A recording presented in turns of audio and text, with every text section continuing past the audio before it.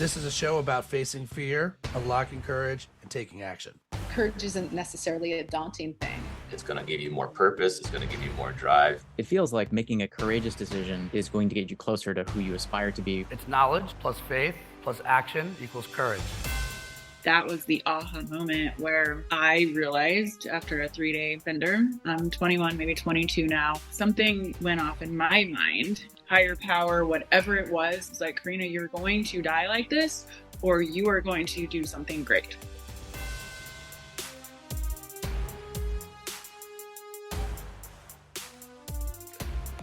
Change is a funny thing. I mean, I always say that even you drive change or change drives you, but you don't really get a say on this concept of change. And when change drives you, I think that is an act of resilience. And when you drive change, I think that is an act of courage. When I think about what I think I know about my guests today, I mean, you've kind of toggled between both. Like, really, you've had a lot of shit happen to you, For me. and you've also then kind of come out the other side Yeah. and have driven a lot of change. And maybe I should just jump in. So my guest today is Karena Dawn. I mean, how much time do we have? I mean, best-selling author, co-founder of Tone It Up, founder of the Big Silence Foundation. It's been a journey, yeah, Karena? It has, for sure. And I just want to shout out to Ellie, first of all, for connecting us. And when you speak about change, Ellie Carlson connected us. And I've known her since my early 20s when I was a triathlete. And then so much has happened through there. And she's been such a good friend who has just like witnessed all of this change and seen the greatness and the courage to go through all of the change. And she's like the nicest human. Like, is there a nicer person No. that you know of? No. Yeah. So she's out here as well. So I love that she connected us. I mean, I kind of feel like let's go back to, you as a 12-year-old girl. And where'd you grow up? Indiana girl, grew up there. And yeah, me, Karena at 12 years old, that was when it really hit hard back in the 90s. Grew up, as a teenager in the 90s. And my mom, I had a beautiful family, normal family, mom and dad, dinners together, all these things. And then mom started acting differently and would go through. So my mom was diagnosed with paranoid schizophrenia when I was probably 12, 13. And we didn't know what that was. No one was talking about mental illness when you're in the 90s. And so mom would be in and out of the house, be a missing person. So 12-year-old Karena was lost and confused when we find mom after being a missing person for many months in a hospital. And we get the diagnosis of schizophrenia. Still can't spell the word. I'm like, okay. So as a 12-year-old, Karena went to the library and educated herself on what mental illness was. Yeah, then it spun out into a decade of darkness. I can't remember a single time in the 90s, that I heard the word mental health. No. I heard mental and I heard health. Yeah. But never the two together, right? And I'm curious, give me the tail of the tape on the rest of the fam. So mom and dad, were they together still? And Yeah. Siblings? Yeah, so mom and dad are still together. I have an older sister, Rachel, and now since mom passed away in 2021, and that's when I started the Big Silence Foundation, and my sister, who comes from a nonprofit background, is our executive director. So it's actually brought me and my sister much closer together as we're breaking the stigma around mental health. But yeah, dad was still married, stuck by mom for a decade of her struggles and in and out of the house, and did the best until one day when I was 18, she finally said her final goodbye and went on her last journey and ended up in California. Your mom? My mom, yep. Okay, so she ends up here. Yeah. I mean, here, I'm in San Diego, California. She ends up in California. Yeah. How did you find out? So my dad hired a private investigator to try to find her, as she was a missing persons, and they found her in Los Angeles. And I always had this interesting relationship with my mother where I was the one she came to. So in paranoid schizophrenia, you have a lot of paranoia. You have, she thought my dad was part of the Antichrist and was trying to brainwash all of us. And, my mom, we weren't allowed to watch TV, listen to music. She was an artist and she destroyed all of her art in the house. And so, it was an interesting being raised by that. And so then, yeah, she tells my dad one day, she gives him a kiss goodbye for work and is like, what do you want for dinner tonight? And then she packed her bags and she left. And she asked me to come with her. And I was like, no, I'm not coming with her. And so anyways, private investigator, this is long story short, it's all in my memoir. But long story short, they find her in LA and my dad goes and tries to bring her home. And then that didn't work out. And then I was in touch with her again and decided to go visit her when I was graduating high school. And I fell in love with California. I was supposed to go to college that fall at IU. I dropped out and I moved to California. And yeah, I was there for 20 years. I mean, isn't it kind of crazy to think that this, the universe is here? Your mom goes on this adventure. I'm very curious to hear, from the age of 12 to let's say 16, right? I mean, you're developing too. There's not, the internet isn't what it was. It's not like you could just go online and, oh, there you go. That's information on, paranoia schizophrenic. You're schizophrenic. Like, what does that even mean? How much did you feel the gravity of like, this is like, did you feel like, oh, this is me? Like I did this. This is did you feel any of that? I didn't feel like I did this. I lived in a lot of fear because my grandfather was also, I found out later, he was also diagnosed schizophrenic and he died by suicide when my mom was 18 and she never went through therapy or anything. So there was a lot of heaviness on her. And then of course, growing up in my teen years until my early 20s, I had that fear in me that I was going to end up like my mother. So that turns into self-destructive behavior, not feeling like like anything is worth anything, no success, no matter how hard I try to do anything, it'll all be taken away from me. Number one, wasn't in therapy. Number two, no one was talking about it. So these are the stories that I'm creating in my head as a teenager in Indiana in the 90s. And so in turn, that turned me into acting out, a lot of drugs, a lot of escapism, a lot of my mom also confided in me where she told me all of her delusions. So I believed them. So it's been a lot of years of like uncovering like what is real and what's not. I also had at 12 years old my own suicide attempt. So thank God I'm a survivor. And that's why I speak out so much about mental health. I think that's, as I'm transitioning, I still have toned it up in the physical fitness side, which also is mental health. And that's how I healed myself through fitness, but also now with the Big Silence and the podcast and mental health work and the youth programming that we're doing. That's why, because 12-year-old Karena, there should never be a kid suffering like that. As you're kind of navigating your own mind, we'll call it, any dialogue with your sister? Like, was she going through her own version of this?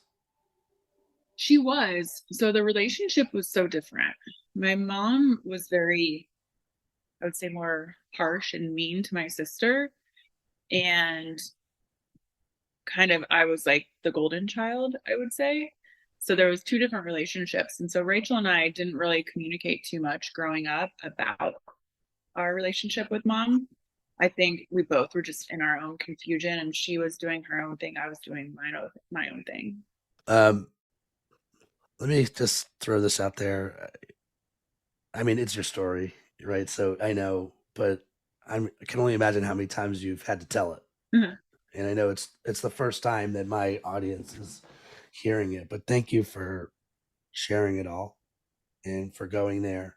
And, there's this famous proverb and I'm in the courage world, right? So there's this famous proverb that fear and courage are brothers.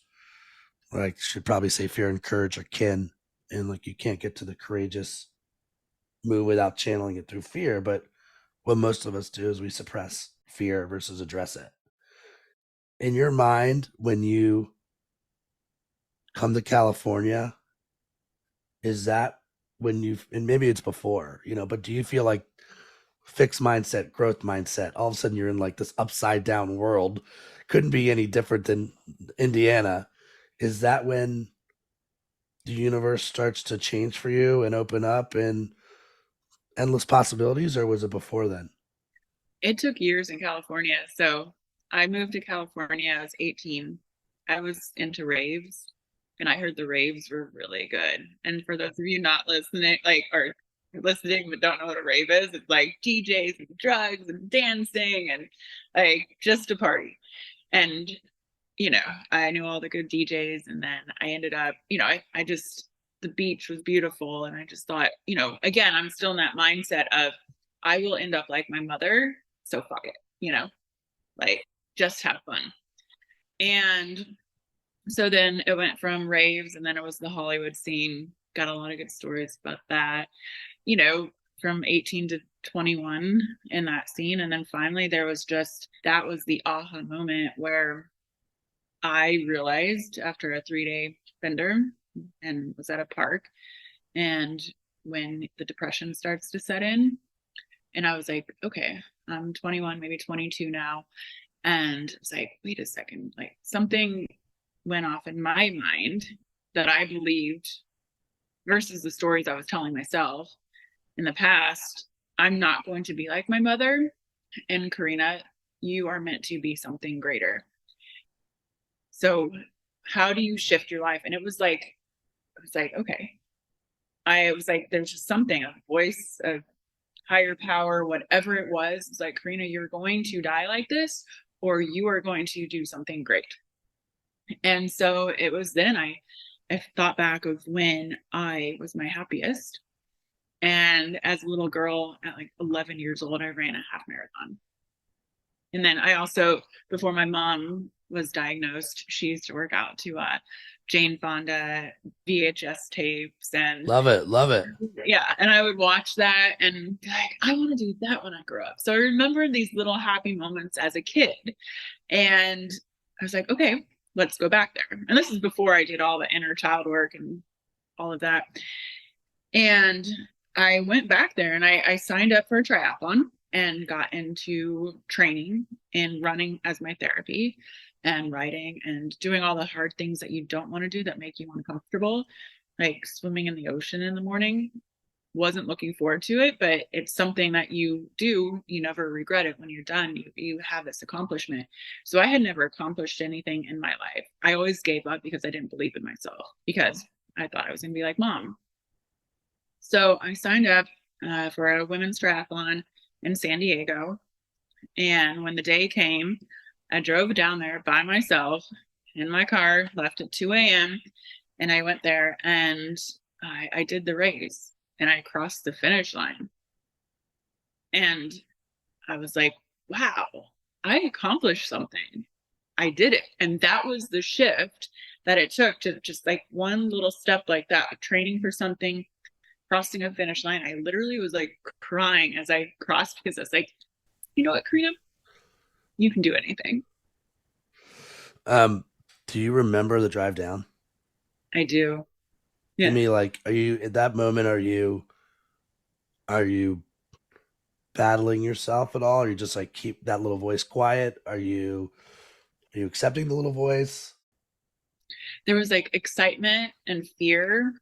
It was dark, obviously, the middle of the night, driving to San Diego by myself, packed up my truck and went down there, set up, did all of this on my own. I think the biggest memory I have, and it was when you start with the swim, I started panicking and not breathing. So that's when I got into like, I'm like, okay, I do yoga now and meditate, just breathe. So it's like 1, 2, 3, like figuring out like that breath work and just breathing through it. And then just breathing through everything and be like, you're safe. You got this. Isn't it amazing though? Like, you just had to do it by yourself first. Yeah. I mean, it's like on the airplane, they tell you to put the mask on yourself before anybody else, right? And it's funny, I've been working on a book So this is a little, this is the unintended leak, I guess we'll call it. But the idea it's is that we really aren't one person. We're kind of two yous. Mhm. And until you realize, like, you can't really ever be yourself until you realize there's two versions of you, and they're kind of sparring back and forth in your heads. And there's the negative self-talk you, and there's the positive self-talk you, and it's a battle. There's the worrier and there's the warrior, and these two are, again, if we don't untangle them, it can get very confusing and messy. And by the way, the worrier is not like a terrible part of you. It's doing exactly what it should be doing, which as a central nervous system. It's like calling out all the things that you should probably be aware of. Doesn't mean we need to listen to it and go back into our shell, but the warrior part of you, right? That's the part that I sense Karena is the one that crossed the finish line and was like, like I can do things, like I can accomplish things. And you've sort of stated in your mind you feel like fitness has really saved your life. Can you kind of take me from that race to like, okay, now what? Yeah. So that race, and then I just fitness for me it got me out of those Hollywood clubs because I'm like, I got to get up in the morning. I started surfing. That was my fun, my meditation, my therapy. Had to train for a race. So shifting those negative coping skills to something positive and taking care of your body and feeding yourself well. And obviously then with your mental health, that's what you need. You need to move your body and eat good food. From there, then I remembered, Karena as a little girl wanted to be like Jane Fonda. So, got certified to train. So then I was triathlon training. By the way, manifestation is real.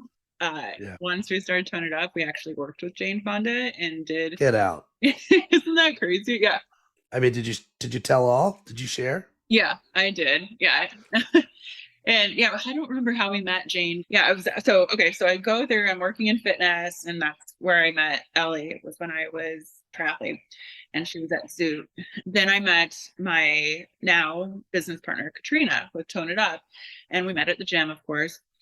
And so then we kind of just manifested this together. It was when Jane Fonda was having her comeback in fitness and was finding like the new superstars of fitness. And we did all these DVDs and this whole program with her, and we were on the shelves of Target. This was like 2 years into starting Tone It Up. I mean, is it in your mind, were there, pinch me moment, I'm assuming? Yeah. But it was kind of like that moment when you believe in yourself, like where I was in that park and I said, there's something greater. It kind of just felt like this was the transition and this was the path. Did you ever come up with like spoken or, like we'll call them Karena laws? There are, the laws of, like you said earlier, okay, I got to get out of the rave. Nothing good happens between 1 a.m. and 4 a.m. If I could, I'm not saying that's the case, but like the shift to the morning, were there any like particular laws that you created for yourself? I mean, I always say that nothing good happens after like 10. I'm like, I got to go at 10. But laws for myself, what's so interesting is, so my name, Karena Dawn. Dawn is my middle name. My actual last name is Sahadachny, and it's Ukrainian, but it was so long. So in high school, I just shifted over to my middle name because I was tired of having to spell it to everyone. I was named Dawn because I was born at the dawn. And then I realized I like to wake up at the dawn. And so that's maybe one of the things is like being a morning person. I will admit I am not perfect, but the last few years I have slept in more. I'm trying to get back to my routine of being up at dawn. But I don't know. Karena laws. I don't know. I've never been asked that before. All right, I love that. We're breaking with a new question. Well, I want to come up with these. Like, what are my non-negotiables? Sort of. Just getting out in nature is something that I have to do. Meditation in the morning really helps me. Moving my body. I'm not always great at that. What do you do for your workout? I'm a Peloton dork. Oh. I'm one of those. We've got a little sauna here now that I'll use. These are my happy places. I mean, when I was young and had hair, good old days. I mean, soccer was my number one. Like if I could be on the soccer field, and look, it's just like you said. You go back to the 11-year-old version of yourself, and there's this happy moment that you remember. I have a few happy moments from my childhood that I have more than a few. I was on the other side of it, but I, anything that reminded me of myself as a little boy, I'm in on. So like playing soccer, going to the movies, these are like happy moments for me. So soccer was always my number one. It's funny, I have some people like New Year's resolutions. Mhm. Most people don't. I like them. I always have a mind resolution, a body resolution, and a spirit resolution. This one thing that I came up with for me this year. It's called body, family, courage. And that's sort of the prioritization order for me. Like, but I'm no good to my family if I don't take care of my body. That's one. And then family, making sure with all of my travel that am I bringing them with me? Thank goodness for technology. And then courage, I'm how you feel about your spaces, how passionate I am about like if someone is stuck, scared, stale, or spinning, then how can I nudge them? How can I be their friend? How can I be their ally? How can I liberate them, get them moving again, get them going again?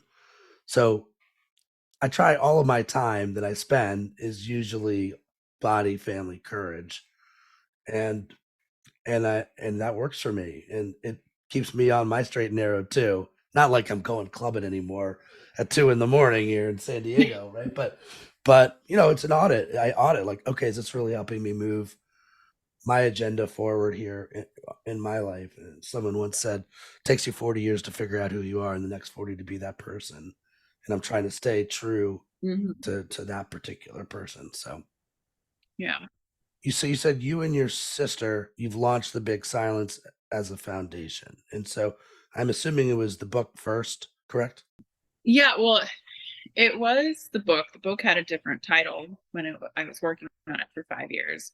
And then I wasn't going to do a podcast, but then through the Tone It Up community and the messages, when I started to speak out about mental health. Now, I only started speaking out about mental health maybe 5, 6, 7 years ago, because even when I started Tone It Up, I was telling Katrina, like, no one can ever know about my past. We're like fitness, wellness superstars, and it was still just so taboo to even think about that. That's where society was at that time.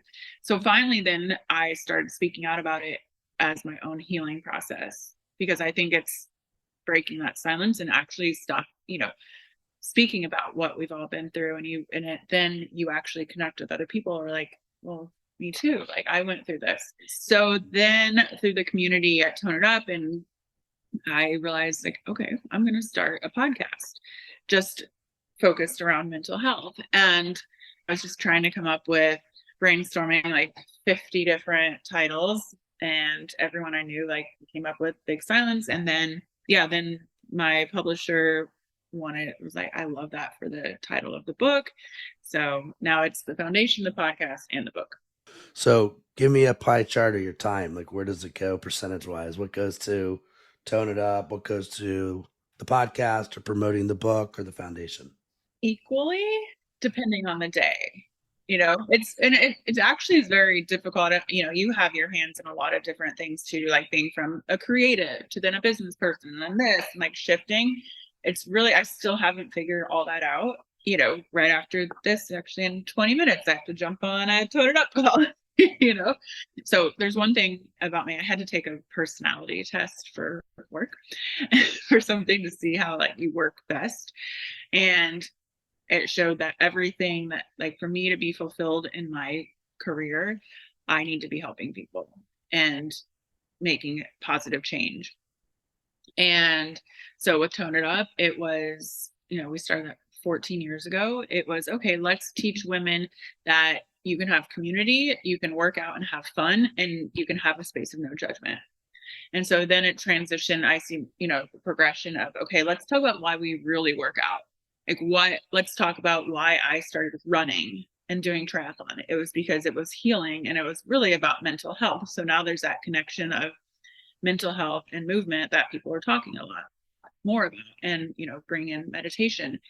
So really, I kind of combine like big silence and tone it up, and everything I'm doing is kind of for the same purpose. We were just talking about like South by Southwest before we jumped on, and I'm doing, panels about mental health and physical fitness. And so it's kind of just all intertwined, for a purpose. I think that's kind of that is the assignment. I mean, Yeah. that is the I assignment. know my assignment and I'm doing it. You are doing it. I adore this line that I read somewhere: healing and hope for all, and the democratization of healing. And even to go back to your comment about, oh, it's taboo to share what happened, right? And in my book, in the first chapter, I talk about now one of the worst days of my life turning into one of the best days of my life. And it does, in my opinion, it doesn't compare to your mom. It was me losing my job in New York City and me feeling stupid that I cared so much and had given so much of myself. And I was angry. Mm-hmm. And now when I look back at that moment, I call it my negative blessing. Yeah. Because if it wasn't for that, I don't move to California. I don't meet my wife. I don't become an entrepreneur. I probably don't have a chip on my shoulder the way that drove me for a long time, to be honest, So I'm grateful. I'm grateful for that moment, that one moment I can still remember sitting in that office and walking down the hallway, feeling just so small. Yeah. And now just puts a huge smile on my face because it's like, wow, it's like own your story Mm-hmm. and go and see where it takes you. You had made it. So Linda, your mom, she passed away a year ago. September 2021. Yep. Okay, and your dad still? Yep. He's here. He's remarried to a wonderful woman, Beth. Yeah. Still in Indiana. Indiana. Yep. Who's your fan? Yeah, I'm not really. Yeah, who cares? You're like, I don't know, maybe he is. You had said this, I think, in the book. I was grateful that mom was now pain-free and hopefully happy, but grief had carved unbearable pain and sorrow into my soul. It would take time to reassemble the broken parts of myself. I knew now that this was actually the beginning of my healing journey. It sounds like the process begins, right? And we start to liberate ourselves forward. Maybe this is like a silly question, but do you feel happier? Like I always say that courage makes us happier, even though it sometimes doesn't feel it when you're going through hardship. Yeah, I mean, if you think about it, and I allow myself this time, it's been a year and a half, and I'm in therapy right now, and she's like, wow, you're in year 2. That it gets harder in year 2. I was like, why? She's like, well, you've already survived, and then you've had the survivor guilt, and then it's, well, now what? And thinking that, let's say from 10 years old to 40, my mom was a major part of my life. And there's a lot of trauma in there. And I became a caregiver and caretaker. And it was all about is mom homeless? Where is mom? How can I help her? Can I get the right doctors? And then all of a sudden it's like a daily thing with mom.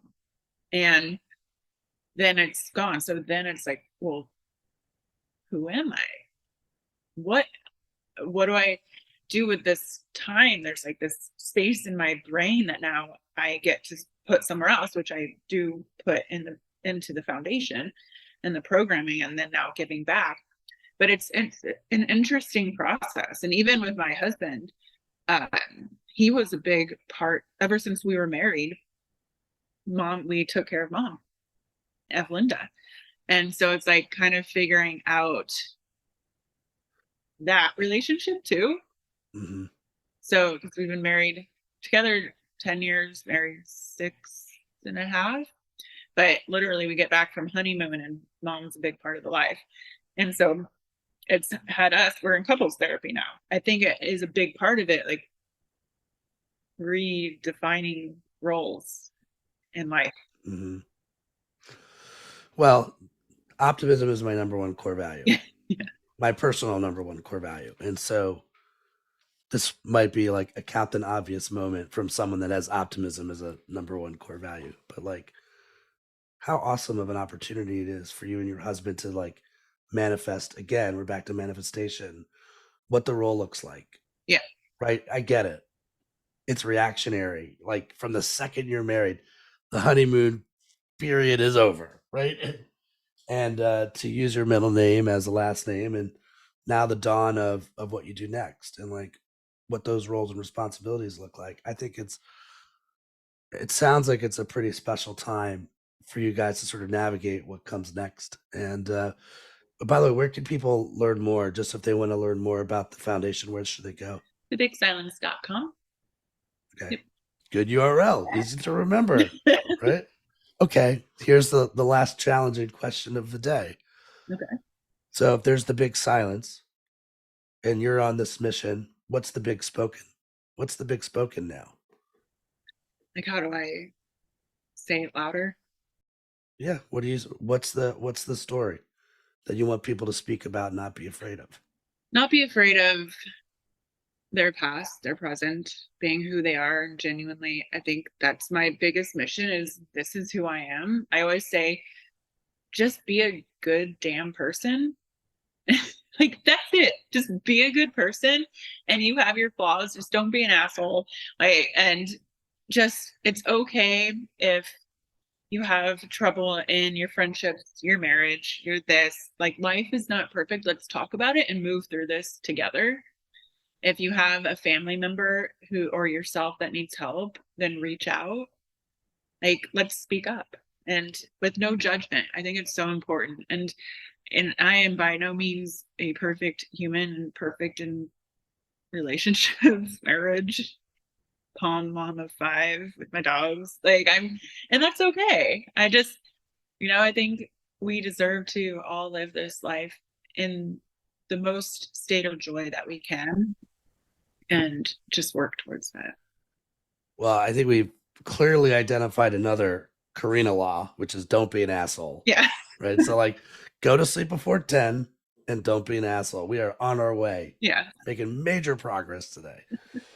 Karena, thank you so much for sharing your story. And, let's stay in touch. I'm looking forward to seeing what you do next and how you continue to move the big silence forward. And there's no doubt that like we need more people talking. Yeah. And I actually have a therapist coming here in an hour to do the Big Silence podcast. And she was just talking about how we need more therapists. There's not enough. And a lot of therapists are even leaving their work after the pandemic because they have burnout. Like, therapists, I have a personal trainer. I'm a trainer as a trainer. Therapists need therapists. Like, we all just need to support each other. I mean, again, purpose is a powerful thing. Like, Yeah. when you find the thing that you should be doing, run at it. Don't be afraid. Keep rolling. It was so nice to meet you, Karena. Thanks for coming on the show. Thank you. Thanks for tuning in to this episode of the Courageous Podcast. If you enjoy the show, don't forget to rate and review us on Apple Podcasts so more people can find us. See you again next week.